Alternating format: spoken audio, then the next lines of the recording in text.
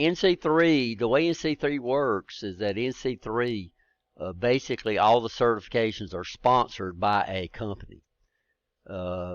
So we have several Festos certifications available, like Fluid Power, and we're trying to move, by the way, to offer more of these certifications. But that's a different story. So this is going to deal a lot with just Snap-on. Okay. Introduction, of course, we've already talked about that. Develop a good safety attitude, meaning you should think about the possibility of accidents before they have a chance to happen. This is, I've been involved where you go out and you just look over things and you figure out what could go wrong. Know what tools has been and use it properly. This is the biggest problem, and I've been in a career a long time, in seeing people use tools that they are not designed to use for. We had one of my daughter-in-laws. Her father was a mechanic, and he was doing something with a screwdriver, and he was trying to do something in his hand, and the screwdriver slipped, and he literally stuck the screwdriver all the way through his hand. It came out the other side. And then he was kind of the guy that says, "I'll just heal." And he didn't go to the doctor or anything. He thought he had bandaged it up himself. And of course, the screwdriver mechanics had all that goop on there, and his hand he almost lost his hand. So it was pretty close to losing his hand when he finally went to the doctor, because he was one of those mans that think they can heal themselves. So follow safety tips, use approved eye protection. So you're required in this class, anytime we're around the line, you're required to have your safety glasses on. So inside the lab procedures, we have a dress code, which basically would be what you would wear if you went to work for one of our Tier 1 companies here. No short pants allowed, no open-toe shoes allowed, safety glasses are allowed. Are not allowed, they're required. We need to go back and make sure you look at that before we come into lab. Because if you come trucking in here, this thing goes to March, we're going to start having pretty weather, and you come trucking in here in short pants, you are not going to go to lab. So that means you're not going to be able to get credit for a lab. So make sure you follow those guidelines. Plan your work. Use grounded or double insulated tools. Use tools properly. Isolate equipment from energy source, which we're going to make sure we know how to do that. And this is from all energy sources. A lot of people think when you do lockout tagout that you just lock out electricity, but that's not true. You're supposed to lock out all forms of energy. We also have problems with stored energy that we got to really be careful about, especially in pneumatic systems where you have a compressor, or in hydraulic systems where you have what they call an accumulator that has a big weight on it that maintains pressure. It also helps filter out some of the vibrations you get out of fluid power, but also a lot of times they'll have a big weight or a spring-loaded thing up there that if you do lose pressure for a little while, this guy will feed from the accumulator. So that means you need to try to get, isolate all your energy sources or even stored energy inside the system. Leave repairs to qualified people, which makes sense. Maintain, yes, Janice. I am. It's recording. It's not record. I don't record on Blackboard because I cannot pause a Blackboard recording. So I can come over here and maintain tools regularly. Use the proper PPE. We used to have to tell people exactly what PPE is, but due to the coronavirus, everybody knows what PPE stands for now. So every time we'd say that, we'd have to say, does everybody know what PPE stands for? And half the class would say no. But now we don't have that problem. Insulating grips, electrical tools protect you only when the insulation is free from cracks. And what they're telling you is just maintain your tools, right? Especially if you got insulated handles or stuff like that. In the United States, one fatality every 103 minutes. I don't know how accurate this is. Of course, I just downloaded it today. A disabling injury every 8 seconds. More than 6 million injuries and illness over the past year. Nearly 17,000 every day of the year. Now, these are injuries. These are not necessarily in manufacturing. Among the goods producers, manufacturing has the highest rate.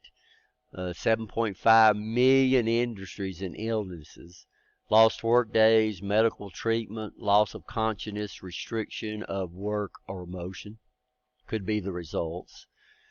Cost about $1 billion a year, but the problem is that most accidents are preventable. These are people that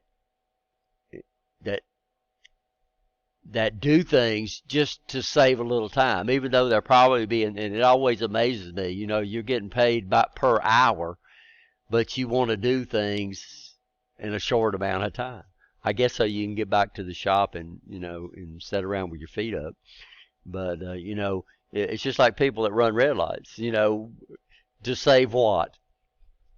30, 40 seconds. So, and a lot of the accidents are caused by that, by people just running red lights. Safety in the workplace is a team effort. Everyone has a part to play. Adhere to some basic rules. Developing safety awareness, and use common sense. Most of this is just common sense. Most jobs can be performed in more than one way. You just want to do it the right way, and you want to do it safely. So we have a lot of people that take shortcuts for some reason, which I've never figured out. I think we've got one about a guy that the line went down. He went into a high voltage section with a meter. His name, I can't remember his name, but he got in there by himself. He had no business being in there by himself. And he got in there and put it across the 23,000 volt line. A meter that was not even designed to be anywhere near that voltage range, and it blew up on him. Everything blew up on him, caught him on fire, and of course he ended up passing away. But he was doing something that he shouldn't have done. Just to get the line back up and running, he should have been in there with somebody else. Then you have two people, that's taking care of anybody. Out of U.S. Steel, when I worked there, anything above 500 volts, we could not work on by ourselves. We always had to have two people around. Of course, they always sent out two people all the time anyway. I can't ever remember working on anything where we didn't have at least two technicians out there at the same time. Can't cover every tool. Most accidents are blamed on unsafe conditions.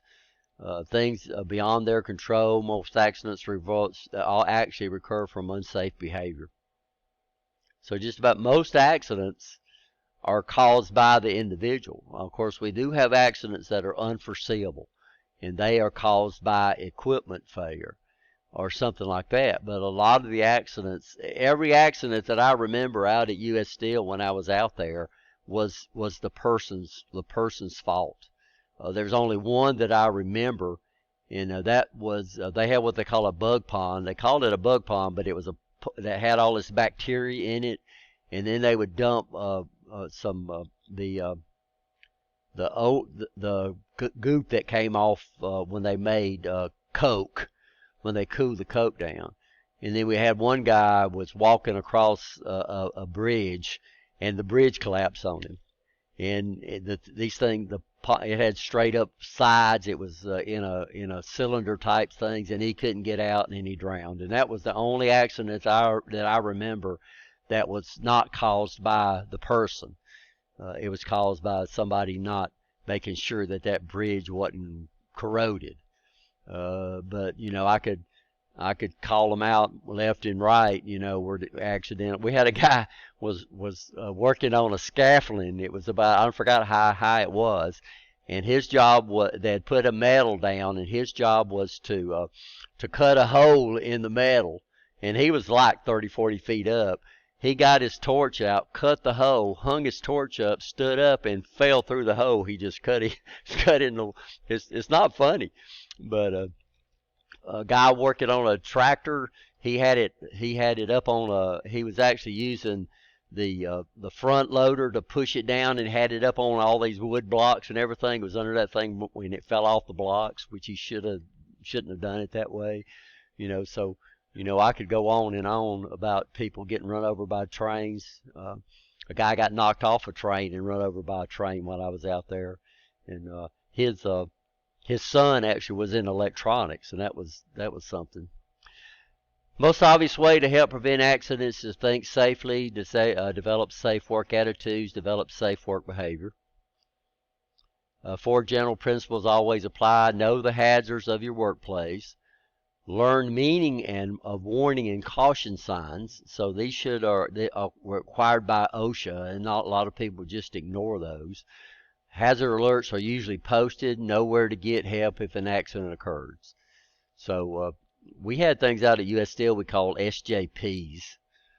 In the Navy, we had what we call safety stand-downs, where nobody would fly, all the pilots wouldn't fly, and we would come in as a whole squadron, and we would talk about safety, go over all the safety procedures. So they would actually take everybody offline and do that. I got to go to Hawaii because of that, because we had a squadron over there that failed a safety inspection. So they literally took that whole squadron offline, wouldn't let them do it, and we flew over there and we covered their missions. So I got to fly. I was maintenance, but we fixed the things. So I got to go over to Hawaii for 2 weeks. So that was interesting. So thank goodness they got in trouble, right? Inspect tools for damage. Don't rush your work, and don't compromise safety. Follow safety standard procedures. Always use appropriate safety protective equipment for the job. Here we definitely use eye protection. We don't have to use hearing protection because we're not working in an extremely hot environment. We don't wear head protection, feet protection, of course. We're going to make sure we don't wear any open-toe shoes in this class. So don't come trucking here in March in sandals, right? And, of course, electrical protection. So we're working well below the limit. Originally, of course, we have OSHA.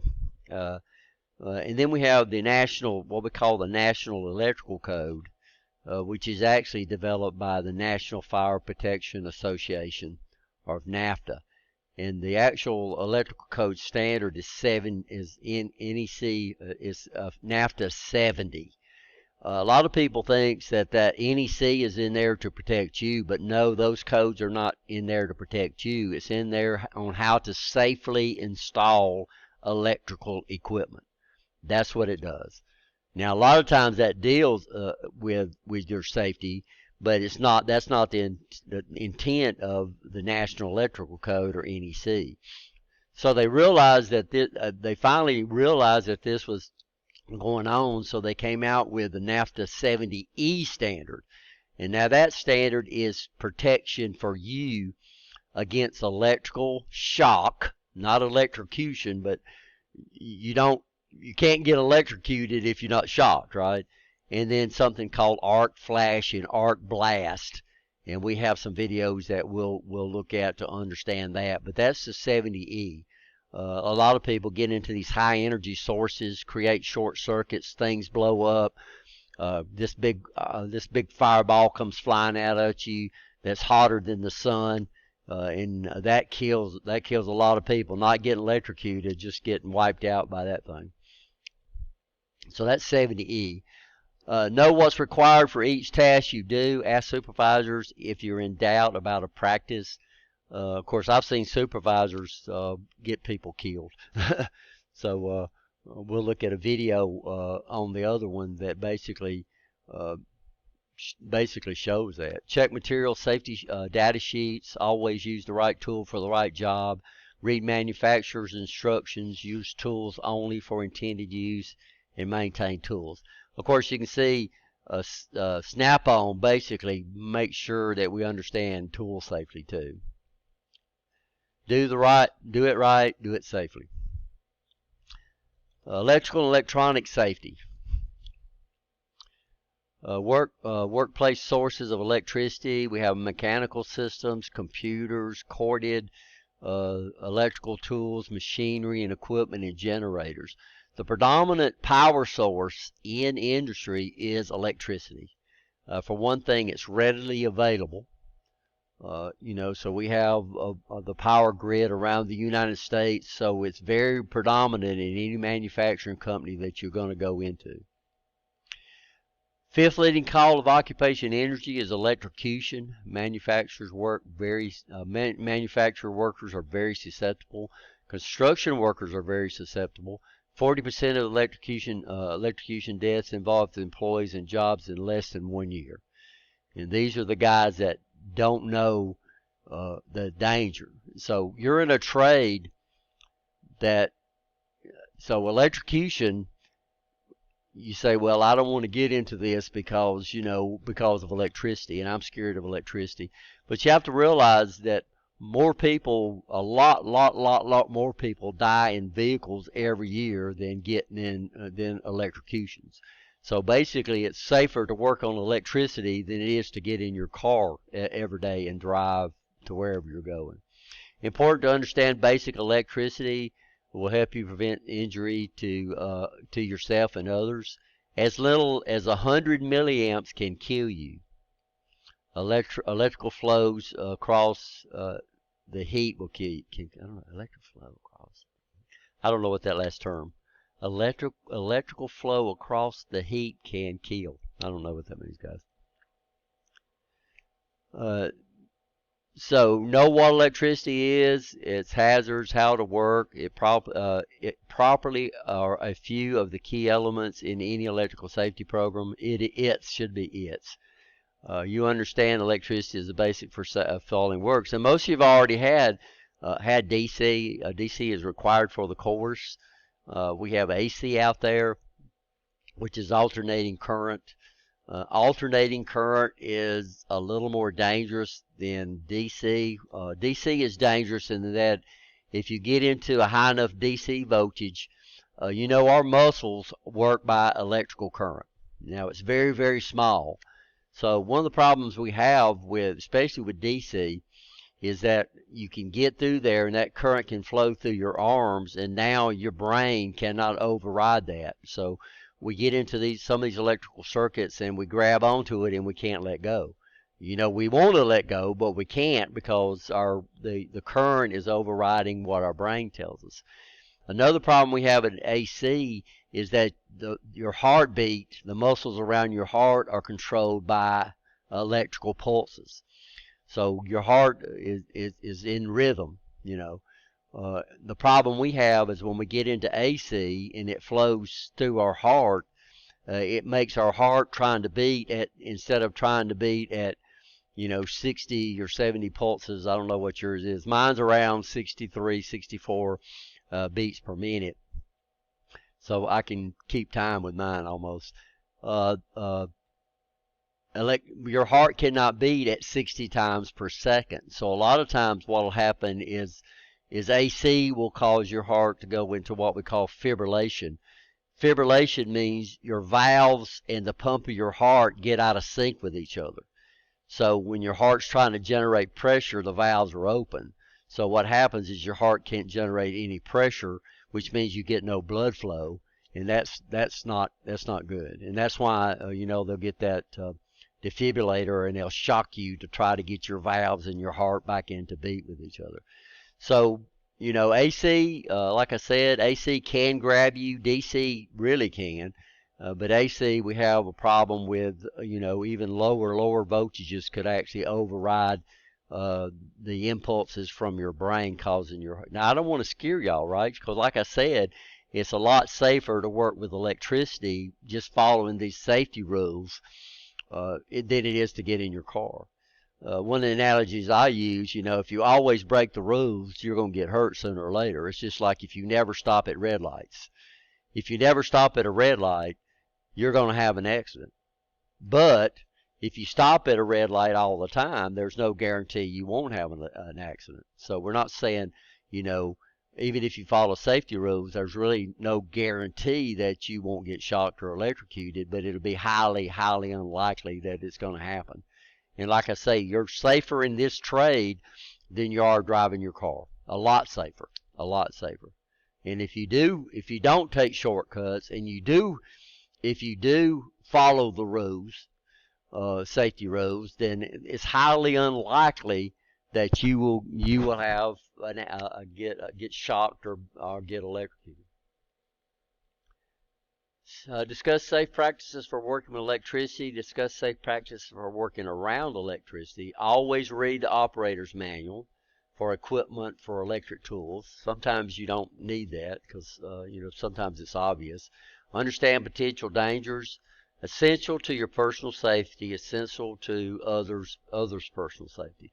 So you could get electrocuted and somebody be getting shocked, and somebody could come up there and grab you, and then they get into the circuit too. So we really need to be cognitive of that. Acquaint yourself with electrical hazards in your workplace. Special care needs to be taken when you're working around electrical sources. Ordinary plastic coated or slipped plastic handles are not for electrical installation. Of course, like I said, this is written by Snap-on. Composite tools, wrenches. So this is talking about insulated tools. Of course, if you're working in higher voltage, anybody know what NAFTA 70E determines is what they refer to as a lethal voltage? Anybody know what it is? Yeah, so it's 50 volts. So anything above 50 volts, if you work with anything above 50 volts, that's when you have to start adding additional PPE above what the standard worker would usually wear. So out at US Steel, our standard was everybody wore a hard hat, everybody had safety glasses. We had to wear, of course, non-flame retardant, not flame retardant, but non-flammable pants. So blue jeans, and what else? And we had to wear steel-toe shoes with metal tarsal protection. Metal tarsal is the part of your foot between your toes and the upper part and where your foot joins your legs, I guess you would say. So everybody had to wear metal tarsals out there. I don't know if that's changed or not. But that was the standard PPE that we had to wear. Of course, and that's basically what we wore all the time. If we went to work out there now, if we got into a cabinet that was over 50 volts, then we would have to add additional PPE like insulated gloves and all other type of things. And of course, as you start moving up energy levels, then the PPE that's required changes. So that's one thing that the 70E has specified is what PPE you're supposed to wear depending on the energy available around the equipment that you was working in. Like I said, when I was out there, that was what we wore, whether we worked on 500 volts or whether we worked on 26 volts. We wore the same PPE. But that has changed now, and of course it's helped us as far as the number of people that we do actually get hurt that's wearing the correct PPE. Danger warning caution signs by law must be placed for your protection up to everyone on the job to obey them. Don't use duct tape, not a source of insulation. So you see a lot of that out there. So guys, let's go ahead. I'm going to go ahead and pause the lecture. Y'all go ahead and take. So this part everyone should know because y'all been all through DC. Of course, current is the flow of electricity or electrons. A circuit is an unbroken path from a power source to a light bulb, and that's not true. A circuit is an unbroken path from the source to a load, right? Not necessarily a light bulb. I think that's just what they used in their demonstrations, so I need to talk to them about that. So an unbroken path, a complete path for current to flow is what we said. And of course, sometimes we break it on purpose. We create open circuits with light switches. A conductor is any material or object that allows electricity to flow through it easily. So a conductor, uh, we have things that flow through things, you know. Current flows through insulators, so there's no such thing that we know of that has infinite opposition or infinite resistance. If it doesn't have infinite resistance, it means that if you put a voltage source across that, a difference in potential, there's current flow through it. We call it volumetric current. So if you ever take EET 226, which is cable splicing and insulation, you'll learn about volumetric current. In fact, we have a device called a megger. You can't measure the resistance of an insulator with a regular meter. It'll show overload. So we have a device called a megger, which puts out a real high voltage, a very, very low current, real high voltage, and we can literally measure the resistance of an insulator. So we take one of the connectors and we hook it up to the actual wire. We take the other one and hook it up to the outside of the insulator, and then we turn the megger on. Some meggers actually have a crank handle on it to generate the voltage. The one we have is actually electrical or electronic. The one we have, I need to check the batteries in that. But then we have good conductors. Most metals are really not all metals. Of course, we know that the best metal conductor of electricity is silver. But just due to the cost, we don't use a lot of that, because right below that and really close is copper. Because copper is an extremely good conductor. It's a lot cheaper than silver. And of course, even the gauge size wouldn't change on the copper. And then, of course, after that, we have gold. We don't use very much gold because as a conductor, we do use it as a plating because gold has a very slow oxidation rate. It doesn't rust in our lifetime. So anything that's going to expose to the atmosphere over a long period of time, we plate it with gold. It's so thin that we don't do that. Now they stop that a while in computers. They stop that. They usually plate most stuff inside a computer with tin. Tin oxidizes or rusts, but by the time it rusts, you're ready to get a new one anyway. So that saved them a lot of money. So used to all the traces in a computer were all gold. They were copper, but they were gold plated for a long time. Most metals are really good conductors. Water's conduction depends on the impurities in it. Water, if you got distilled water, it's a good insulator. If you've got any impurities in it, then it varies its conduction depending on the amount of impurities. Salt water is a really good conductor. We had a guy that's the way they checked their generators, is they would take two big old wires, they had a big plastic insulated bucket, and they didn't have a load that was big enough to handle the power that these generators would put out. So they'd put the two outputs of the generator into a bucket of distilled water, and they'd start pouring a little bit of salt in there, and they'd watch the current. And so they used the water as the load, and it was really interesting because the water would start boiling and all that kind of stuff. But that was an interesting when I saw that, and that was something that I wouldn't figure out. The human body is not a good conductor. The human body, in fact, the human body varies its resistance all the time.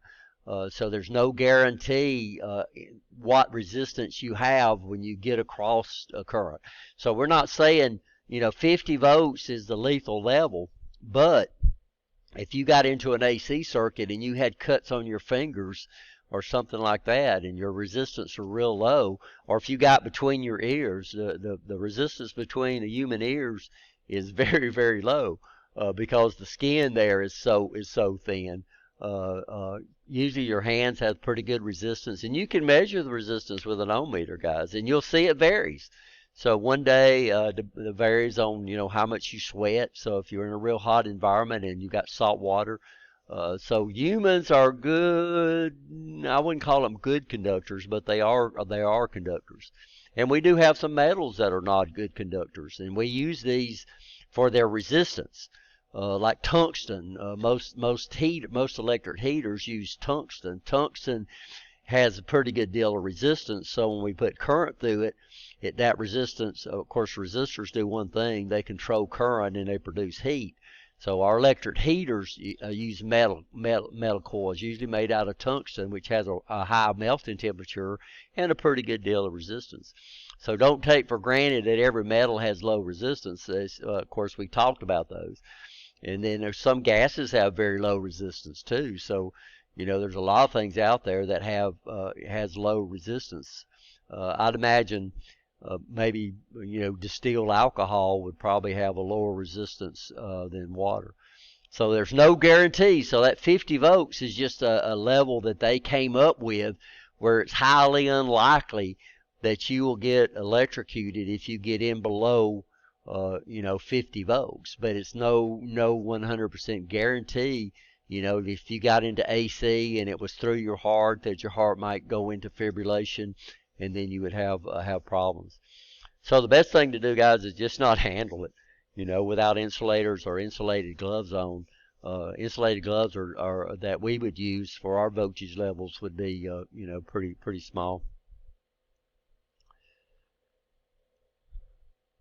Insulators, they conduct electricity, but they have extremely high resistances.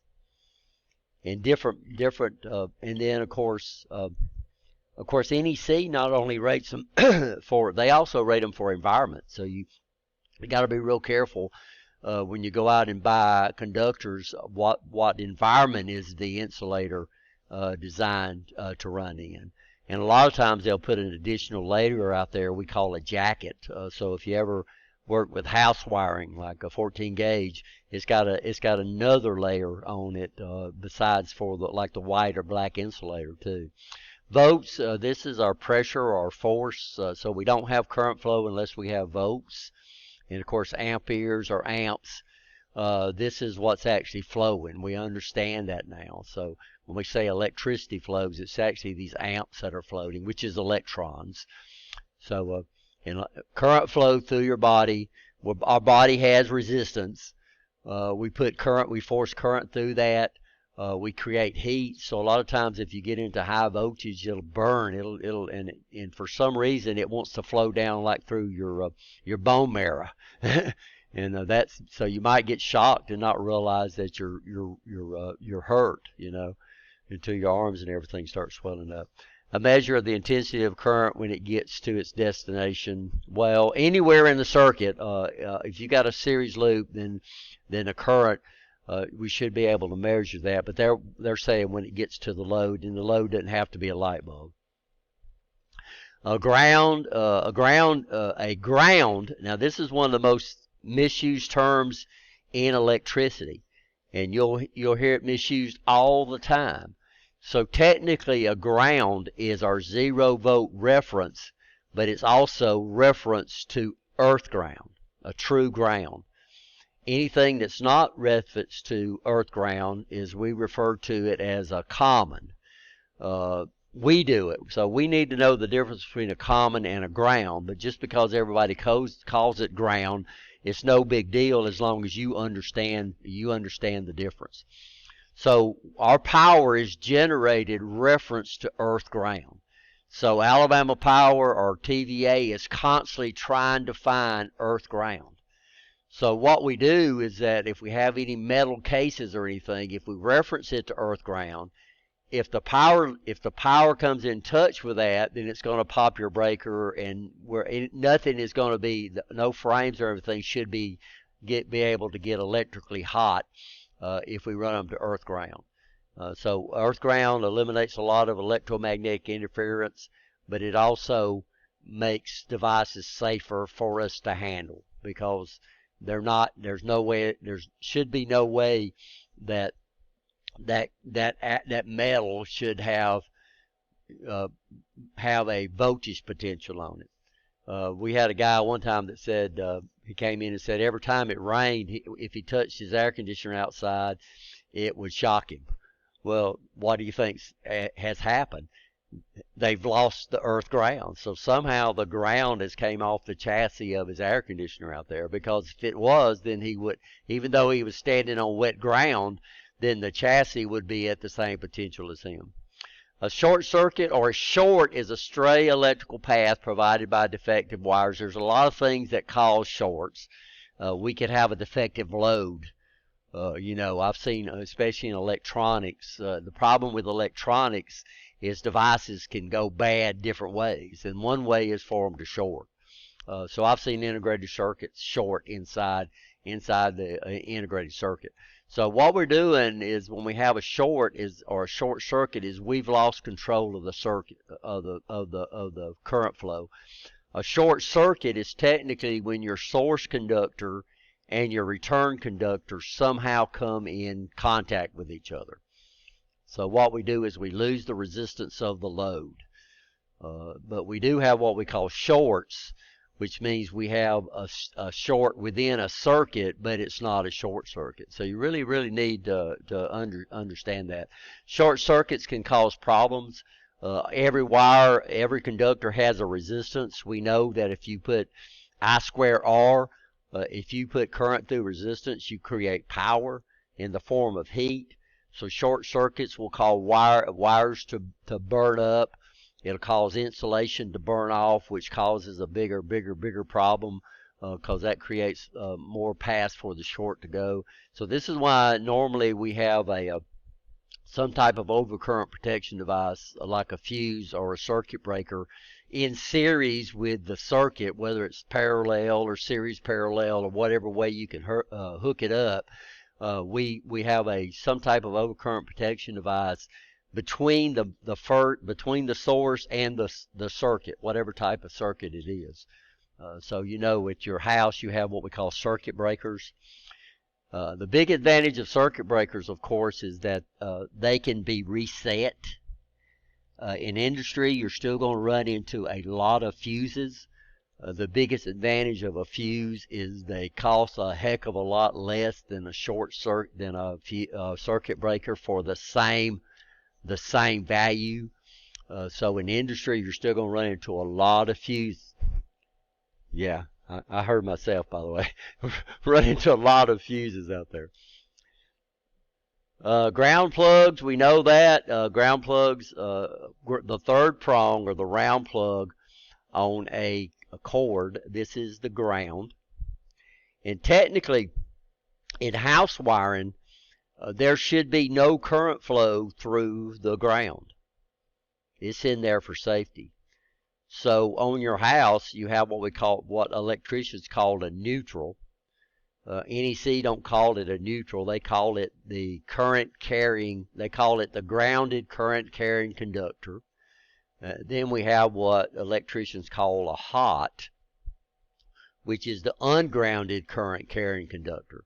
So the neutral is referenced to ground, but it's designed to handle current. This guy is not referenced to ground, and it's designed to handle current. And the ground is not designed to handle current. So if the ground handles current, it means something is wrong. Somehow this black lead has got up against this thing. So we have what we call ground fault circuit protectors, GFCIs, which looks at your hot and your neutral, and if the current flow ever gets imbalanced between those two conductors, it knows that the rest of the current is getting to ground somehow, and it trips it. So GFCIs will trip, 10, maybe 10 milliamps, even though you got 15 amps running through these two plugs. If you got 15 milliamps going to that guy, that means something's wrong, and it's probably going through you. So that's what GFCIs do, is they just check for a balance between the neutral, what electricians call the neutral and the hot. But you won't see that term inside NEC.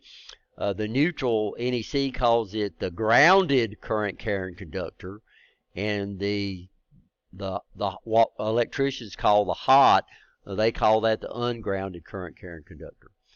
But a lot of people will come up here and clip that lead off right there, because they'll have a plug, especially in old houses. They'll have a plug that's only a 2-wire plug, and then they'll come in and they'll clip that off instead of buying the adapter and then grounding it. And I've seen houses where they went in and they put a 3-prong plug in there, but it's a 2-wire system. So the grounded plug makes no difference. Only effective it's only effective if it's plugged into a grounded outlet. Never cut off the grounding prong. Use 3-prong adapters secured to a ground. So if you ever seen one of those, it'll have a little pigtail off of it, and that's supposed to be secured to ground.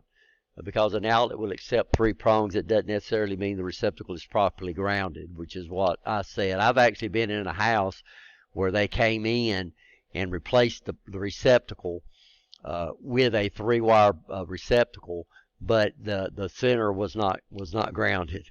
Test the outlet using a grounded receptacle tester. So you can buy these at Lowe's. You'll see electricians use it every once in a while. They'll come in and just plug it up, and it'll light up saying if everything's grounded and everything okay. Ground fault circuit interrupters. This guy left off the C. These are called GFCIs. Sensitive to rapid action power switch that disconnects a circuit as soon as they detect leakage to ground. So if you got current going to ground, which is in there for safety, that means something's going wrong. Either the insulation is starting to tear down, or you're between that and ground. But if you get between the hot, and it doesn't protect you if you get between the neutral and the hot. If you get between the neutral and the hot, then you're a light bulb. If you get between hot and ground, then the GFCI will interrupt that. Of course, double insulated tools, these are tools that not only are the handle insulated, but also the shaft is insulated. So, and they're marked with a square. I don't know, this is probably in the test. I can't remember. Like I said, it's been a while since I've done that. Personal protective equipment, safety glasses, hard hat if it's required, insulating gloves if it's required, insulating apron if it's required. Shoes with insulated soles, that is required. So the 3 things that U.S. Steel gave you was 4 things. They gave us our safety glasses, they gave us our hard hat, and they gave us our first pair of insulated boots.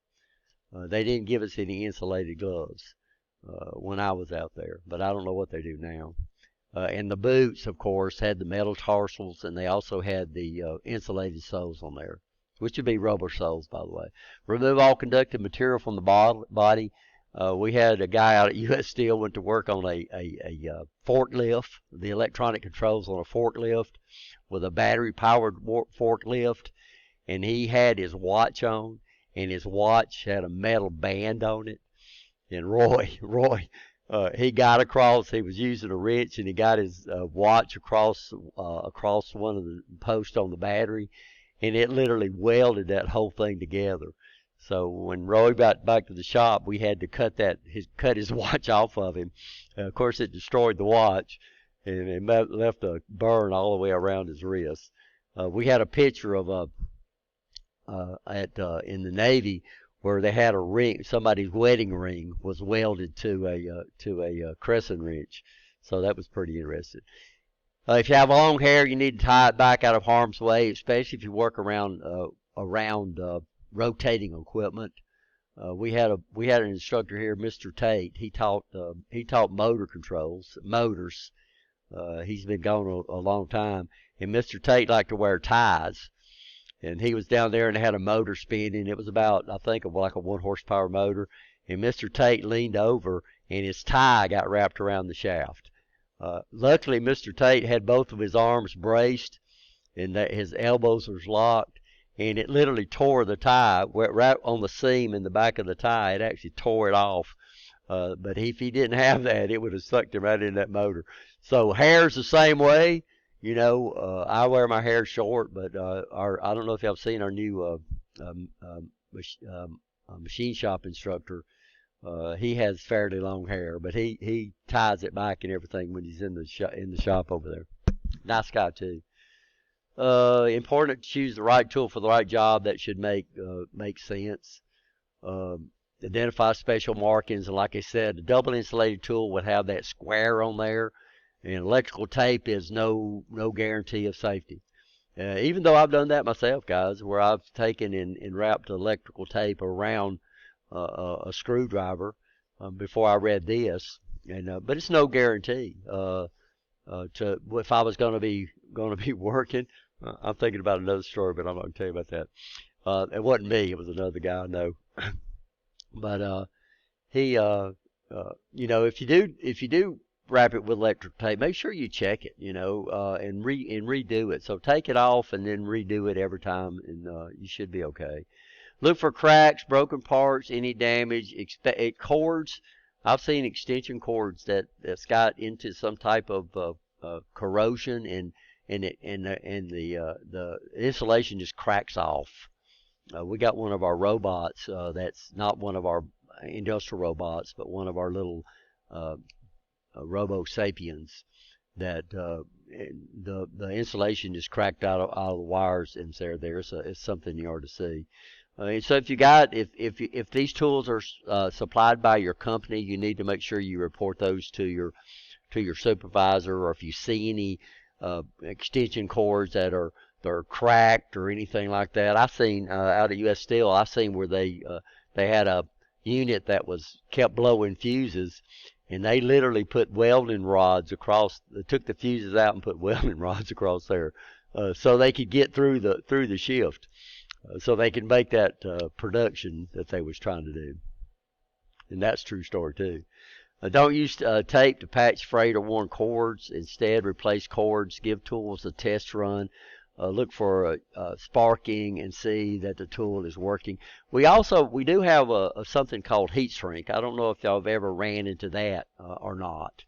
I have repaired cords on tools before, but heat shrink can replace insulation.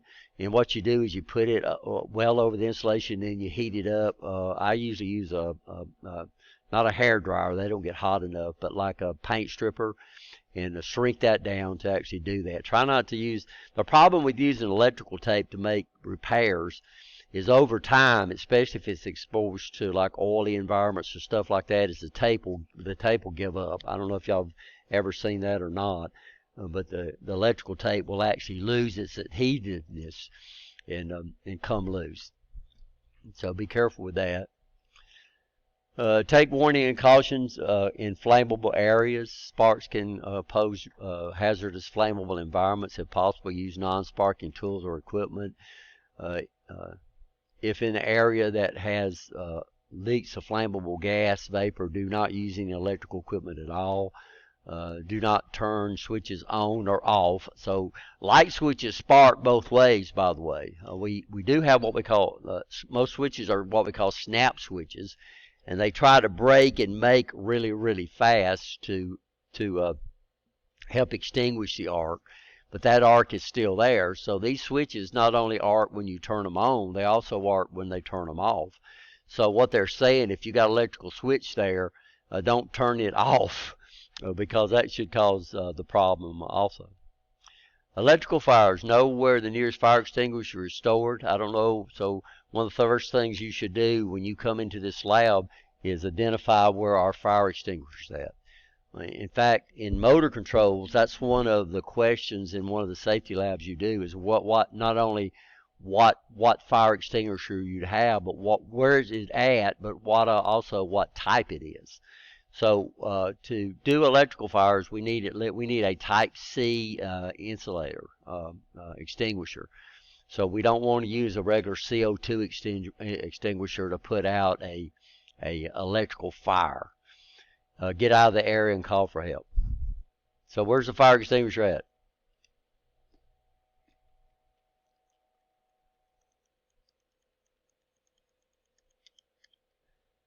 So here it is right there. Oops, I think I closed it out. So this is full screen now. So here's the fire extinguisher right here. And you can see the desks are so we can put up another table, so we'll be fine in this classroom. So, and also that's where the first aid kit will be at too. Know the difference between extension cords, light duty, flat cords, heavy duty, round and thick, inspect for cuts, breaks, and damages. And plus, the cord is going to be rated in amps and it's going to be rated in volts. The voltage basically is, so conductors are not rated in volts. Conductors are rated in amps. What's rated in volts is the insulation. So the insulation is what's holding that push in. So that would be like, Schedule 80 and Schedule 60 water pipes. So what they're doing is they're rating what pressure the water can be under before the pipe busts. So conductors are rated in amps. Insulation is rated in volts on how much it can see. So you need, when you look at your extension cord and you start looking at the labeling and stuff, you'll see those two things. Amps would be how much current it could handle and guarantee over a 50-foot span that it would only drop a certain percentage of the voltage. I'm sure Mr. Sanders would know if it's running at its rated amperes.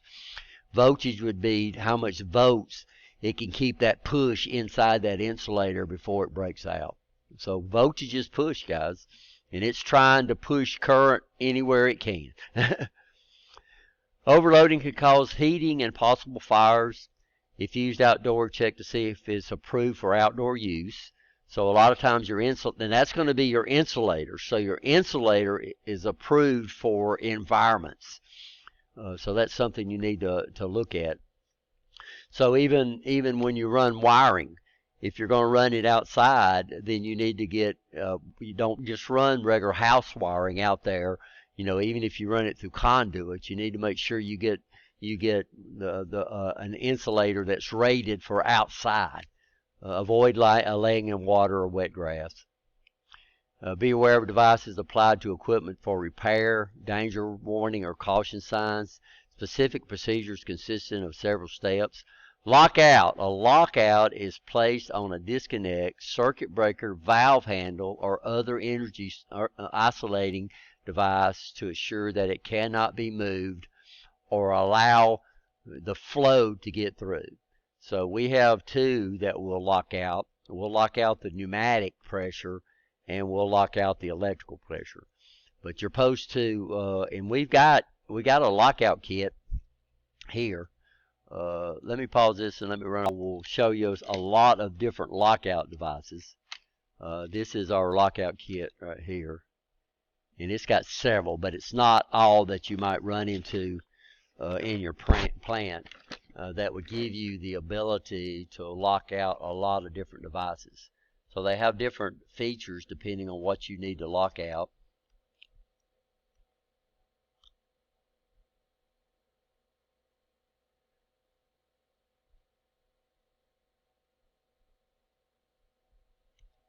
So this is our lockout kit that we use a lot simply for show and tell. Oops, sorry, I'm tangled up.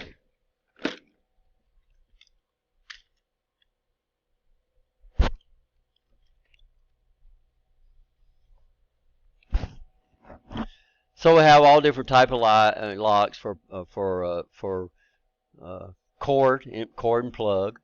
We have lockouts. We have circuit breaker lockouts. We have this looks like it's for a cord and plug too.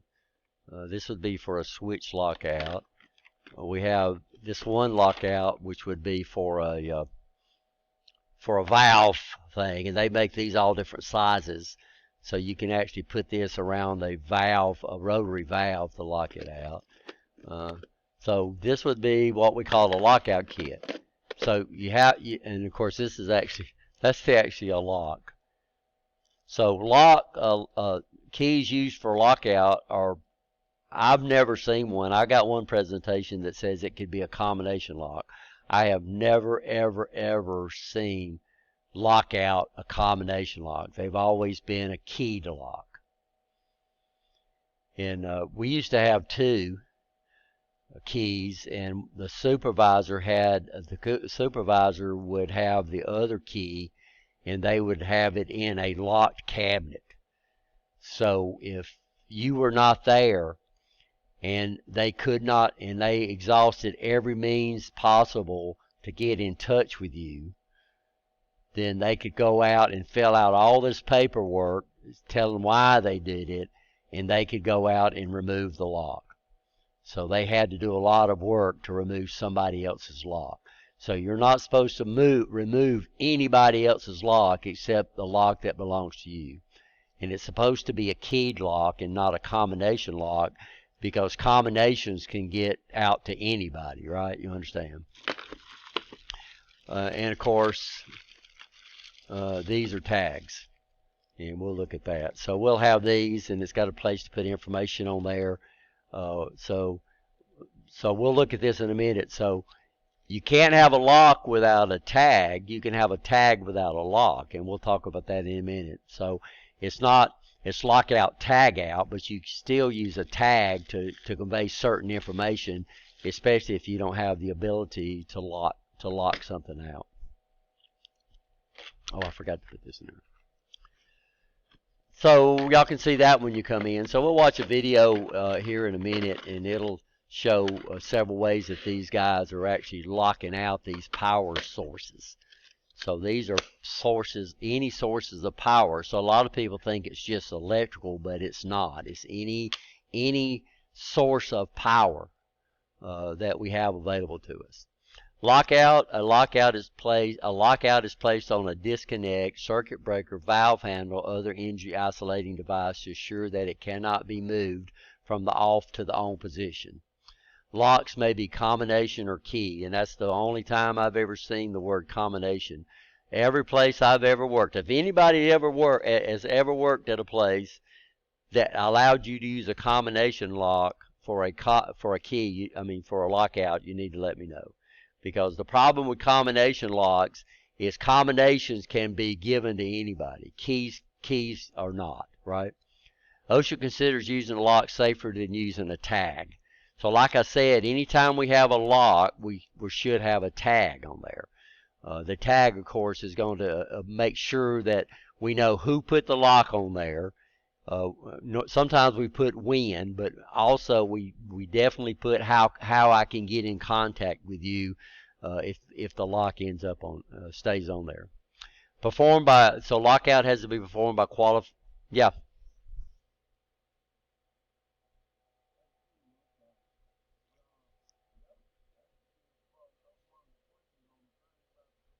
Uh-huh.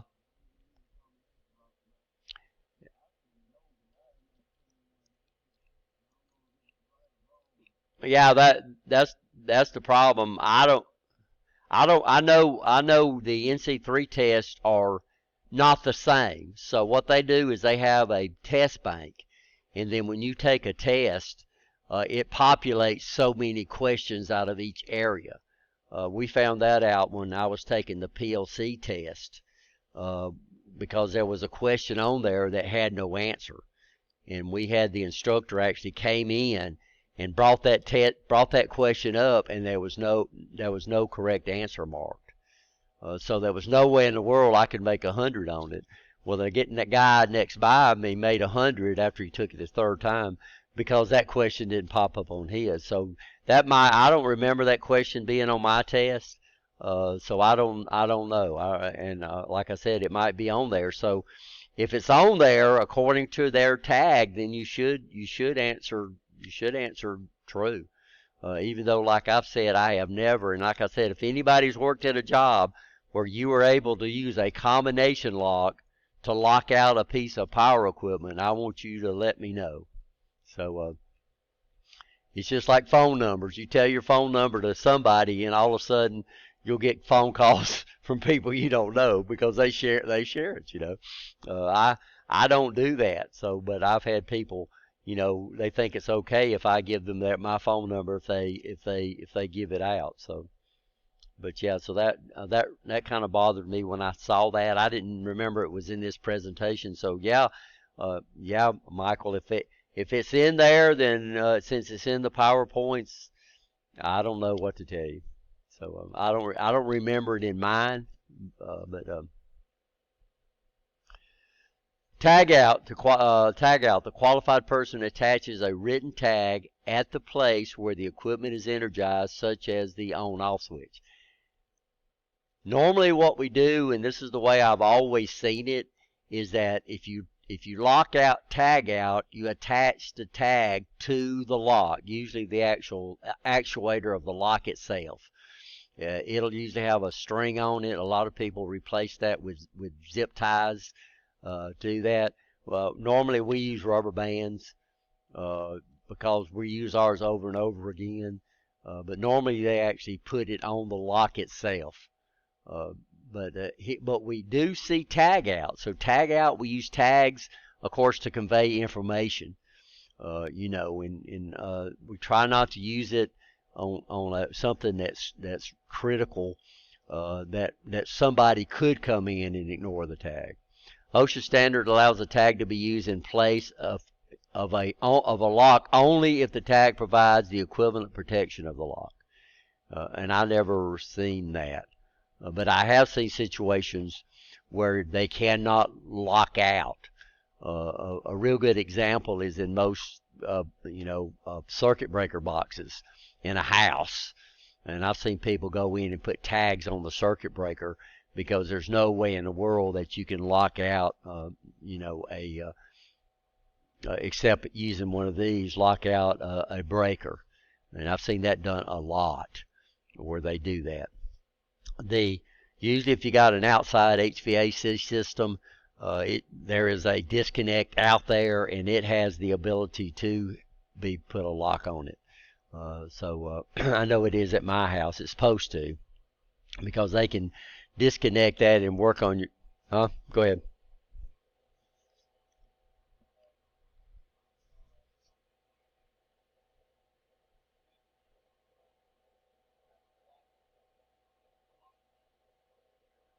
Well, that would be a good example. So if the lock is built into it and it's a keyed lock, then that's one of the things they would say. So that would give you equivalent protection, right? Does that make sense? So yeah, if you've got yeah, go ahead.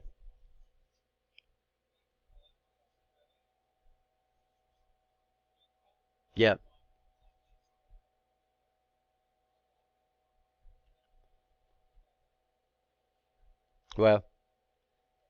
Well, still that was locked out, tag out, right? Even though the lock was built into it, you wasn't using only a tag.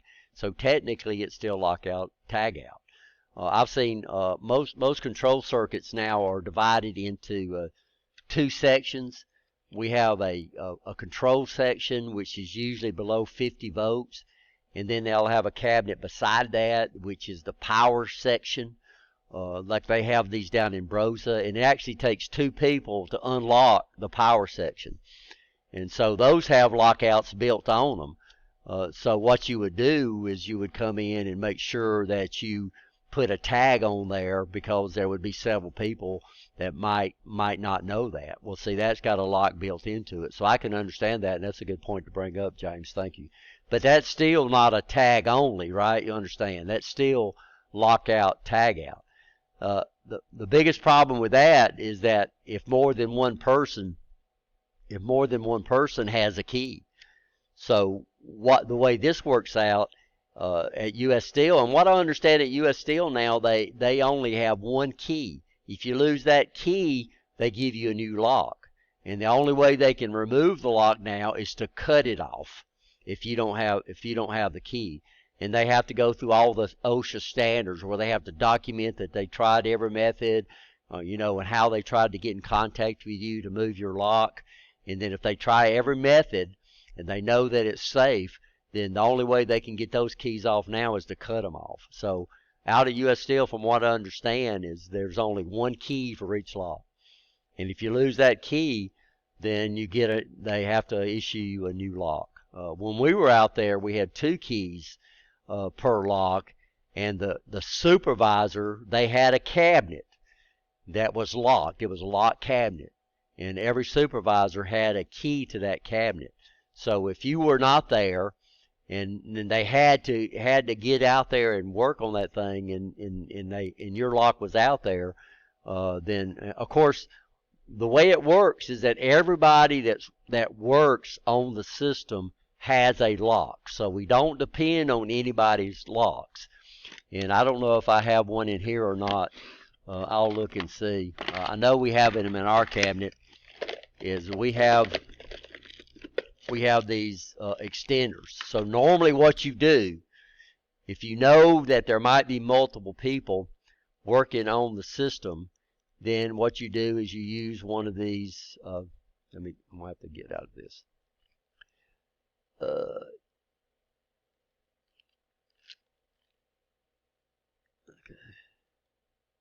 Okay. So you would use one of these. Oh, my camera's not working anymore. Dang it. I'll have to. Oh, yeah. Did it start?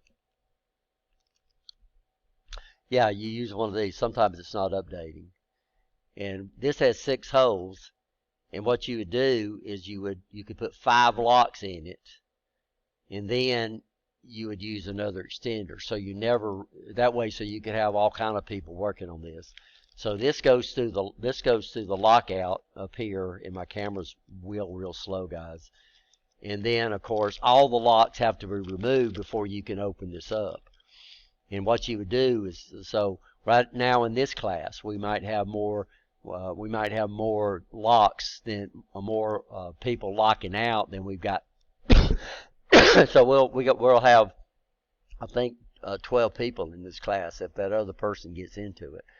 Well, what happened? Each one of you's got to put a lock on here. Well, when you get to this one, one of the bottom ones, then what you would do is you wouldn't put one in there, and you'd put another extender in there. Sorry, guys, I got choked. So we'll be doing that. Some of them out at U.S. Steel literally had multiple locks on it. They had like 6 on there.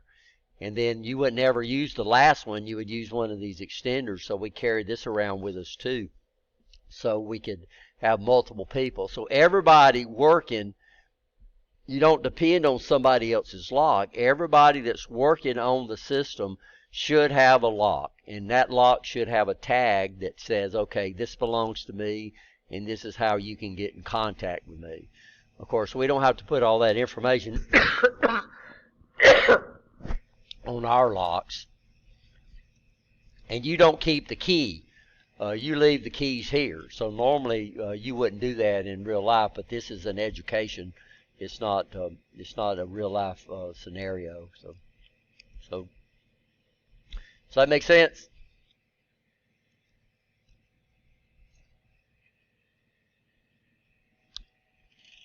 Those who are properly trained and charged with implementing energy control procedures, these are authorized workers. So before you go to work on the system, you should know all the power sources. So you should know all those power sources that you need to lock out to work on that piece of equipment. And a lot of times in the industry, there's more than one, guys. And even stored energy, we have to be really, really careful for that. Like I've got something raised up, and when I kill power and we lose pressure, it's going to fall. You need to take care of stuff like that and understand those situations also. Qualified or authorized personnel should always disconnect equipment power sources before making repairs. So this should be got an S in inside parentheses. You could have one power source, or you could have 2, or you could have multiple power sources.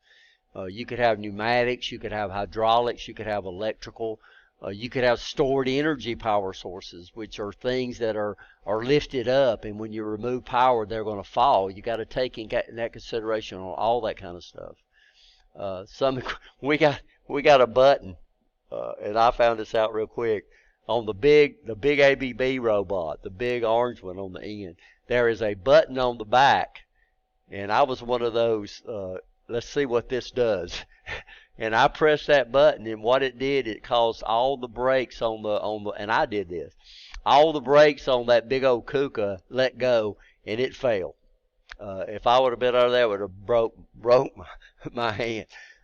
So that's the kind of thing you got to watch out for too. So I didn't realize that. So normally robots, if you kill power, they lock their brakes, but that sucker's got a brake release on it. The little Mitsubishi that's on the Fanuc line, it has a brake release on it also, but that robot is real small.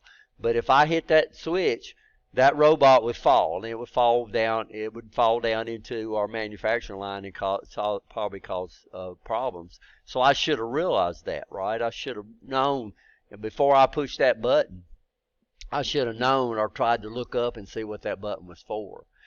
Unfortunately, and this is what I talk about. Women are really good at this because women want to know what's going to happen before they do something. Men like to do something to see what it does. And that's just the way it is, guys. So we'll push buttons to see what they do instead of trying to figure out what they do. And we're going to have to get out of that habit. And of course, that taught me a valuable lesson. Luckily, there was nothing over there. But if you ever work on the ABB and you look at that white thing on the bottom, you'll see a scratch down there where Rich did that. So if I'd have been out there, that would have been caused a problem. So we've got to get out of that habit of seeing what things done. We got two switches here in on these lines that kills the power. They're basically e-stop buttons, but they look like standard light switches, but they have a center position. If you go over there and flip that switch, it kills all the power. Well, over in 207, which is the robotics lab, the network switch is on that circuit. So what was happening is we would lose contact at home. We couldn't VPN anymore or anything like that. And what would happen is somebody had went over there and said, let's see what this switch does, even though it's got all this stuff on there. And we don't have the ability to lock that out. And all we did was cover them with paper. And since we've done that, it's never happened before again. So because guys it's just built into our genes to see what this does. I don't know what's going on there. There was a guy, Stephen Wright, and he used to tell a joke where he had a light switch on his wall, and he would go by and flip it and see what it does. And he said, I got a long distance call from a person in Germany that said, cut that out. So that was a pretty funny. He was a funny guy. I wish he was still around. He had a dry sense of humor, which is good. Much equipment designed with a variety of energy sources and isolating devices. Battery disconnects. So I put a trailer hitch. No, I didn't. I put a trailer hitch on my Jeep. I got a Jeep Compass, which is it's not a new vehicle, but it's new for me. And we put a trailer hitch on it. And then, of course, when I bought the light kit to hook up the battery, hook up the lights to the trailer, and one of the first things it said was disconnect the negative terminal on the battery. And of course, and that's what you're doing. You're removing the power source and when you get back there and you short out something, it's not going to melt the wires in your car and that kind of stuff. There's another story too. I had a car when I was in a Vega GT. I love that car. Had a 5-speed transmission on it, and I put a trailer on that thing, and I wired it up, and I left the trailer wires running out across there, and a piece I threw a dog chain back there, and my dog chain got across the trailer lights and got to ground and caught the carpet on fire. So I learned a lesson there too.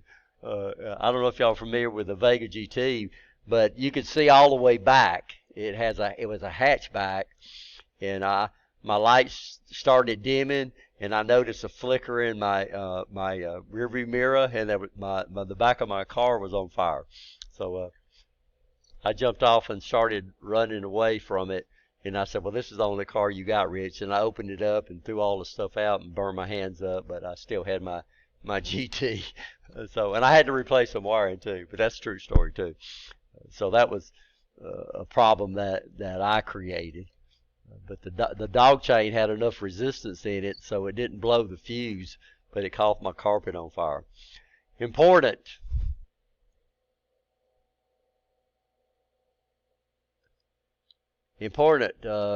Don't confuse energy isolating devices with start stop button switches and interlocks, which are part of a control circuit. Of course, so we have these on our lines. We have an e-stop button on our manufacturing line. We don't have e-stops on the Festo line, but they tried to make the Amatro line do a lot of stuff that even though it's small, it's got industry grade devices on it. So it's telling me I need to increase the performance of my computer, but I think it's doing a pretty good job. So this is the Amatro line. Oh, my camera's not working. So, well, it's working. It's just working real slow. So I'm just going to skip that. So we have an e-stop. We have this power switch. This is the one that's lockable right here. The e-stop is not. We have a power push button, and don't consider this to be a locked out or tagged out. Just because you have power off, if you turn it off over here and don't turn it off right here, then you still got the what? Go ahead. Well, I'm trying to. My camera's locked up, so I'm just like I said, I'm just gonna get out of this and go back to my slides. Yeah, I need to redo my camera software, but we don't have time for that. By the way, what time is it? Oh, we need to take another break. Do not confuse energy isolation. Let's go ahead. Let's go ahead and take a 10-minute break, guys. So we'll get back let's come back at 8 o'clock. And so everybody get up, walk around, clear your thoughts, and I'll try to get my camera working because I'd like to show y'all stuff since y'all not here. All right, 10 minutes. Are we okay? Well, actually, that's more than 10 minutes, but let's just make it 8 o'clock, okay?